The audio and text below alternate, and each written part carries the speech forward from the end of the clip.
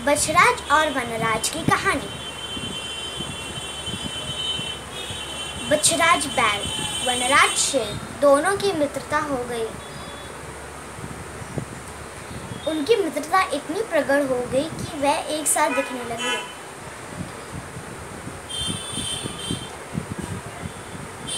आजकल वह दुख सुख साथ में ही बांटते थे।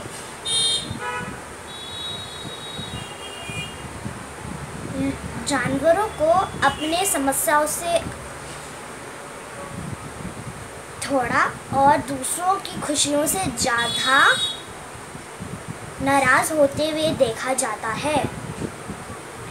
बुरे जानवरों का प्रतिनिधित्व लोमड़ी करती थी और अच्छे जानवरों का प्रतिनिधित्व घोड़ा करता था।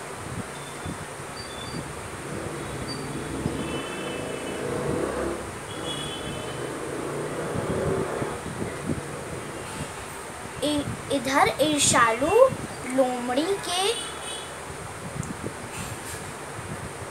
दिमाग में एक चतुर युक्ति आई।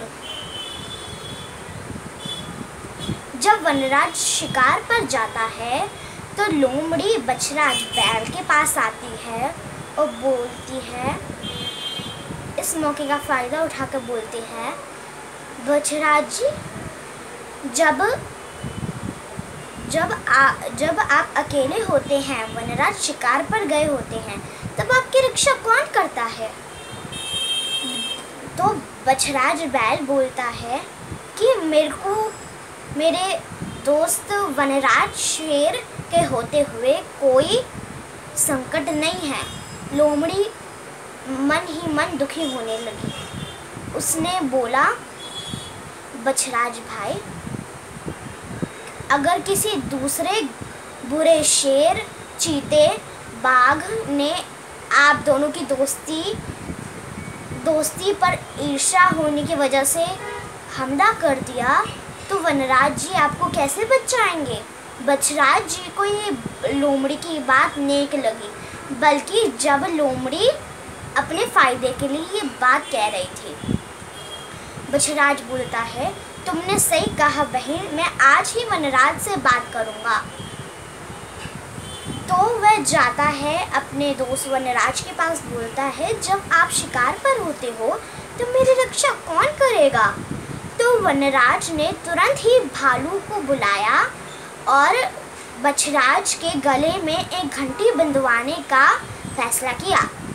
भालू को हुक्म दिया कि आप जल्दी से बछराज के गले में घंटी बंधवाइए। बछराज बोलता है, वनराज, मेरे गले में घंटी बांधने का क्या उद्देश्य है? वनराज बोलते हैं, जब आप किसी संकट में हो, आप अपनी गर्दन जोर जोर से हिलाइएगा। घंटी की आवाज़ सुनते ही मैं छलांग लगाता आपके पास आ जाऊंगा। लोमड़ी उस प्रतिक्रिया को देख रही थी और मन ही मन रो रही थी। उसने एक और युक्ति सूझी और वनराज जब शिकार पर गए, इस मौके का फायदा उठा के वो फिर बछराज के पास आई और बोली कि अगर आप एक बार घंटी बजा कर देखिए, अगर आपका दोस्त वनराज आता है नहीं। बछराज को लोमड़ी की बात अच्छी लगी। उसने जोर जोर से अपना गला हिलाया और लोमड़ी भागी चली आई। शेर भागा चला आया और कोई संकट ना देख शेर बोलने लगा, आपने अपनी गर्दन क्यों हिलाई? यहाँ पे तो कोई संकट नहीं है। बछराज बोलता है, मैं आपकी परीक्षा ले रहा था। दूसरे दिन बछराज को फिर सूझा कि वह अपने मित्र की परीक्षा ले। उसने फिर अपनी गर्दन जोर जोर से हिलाई। वनराज फिर वहाँ पर आया। कोई संकट ना देख सोचने लगा कि मैं अपना शिकार छोड़कर बछराज के पास आता हूँ और कोई संकट ना देख दुखी हो जाता हूँ। तो फिर वो बछराज वनराज से बोलता है, मैं आज भी आपकी परीक्षा ले रहा था।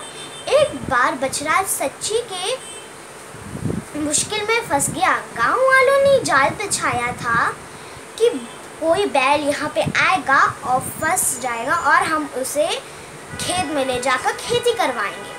तो वो बछराज वहाँ पे फंस जाता है और जोर जोर से अपनी गर्दन हिलाने लगता है जब गांव वाले उसे ले जाने लगते हैं। वनराज सोचता है कि आज भी मित्र मेरे परिश्रम ले रहे होंगे, तो वो अपना शिकार छोड़कर नहीं जाता और वहाँ गांव वाले बछराज जी को वहाँ से ले जाते हैं। जब वनराज आता है बछराज की रहने वाली जगह पर, वहाँ पे बछराज को ना देख वनराज सबसे पूछता है, मेरा दोस्त बछराज कहाँ है? तो सारे जानवर बोलते हैं कि जब उसने घंटी बजाई तब आप आए नहीं, उसे गांव वाले उठाकर ले गए। वनराज को थोड़ी तो संतुष्टि मिली कि उसका मित्र जीवित है। आपका दिन मंगलमय हो। धन्यवाद।